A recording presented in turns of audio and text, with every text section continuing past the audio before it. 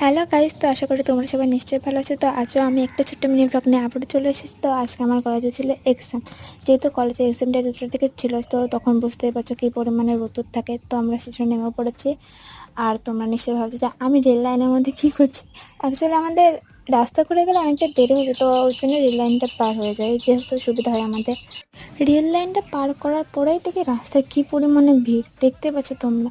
তো আমরা এই ভিড়টাকেই পার করে চলে এসেছি রাস্তার এপারে। তো দেখতে পাচ্ছ সামনে সব কলেজের স্টুডেন্ট। আর স্টেশন থেকে আমাদের কলেজে তো বেশিক্ষণ লাগে না বলে আমরা হেঁটেই যাই।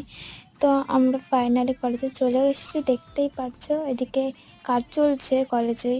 তো আমি ফাইনালি এক্সাম হলেও চলে এসেছি। আর বসে বসে এদিকে ভাবছি যে কিছুই তো পড়িনি, কী লিখবো খাতায় আমি।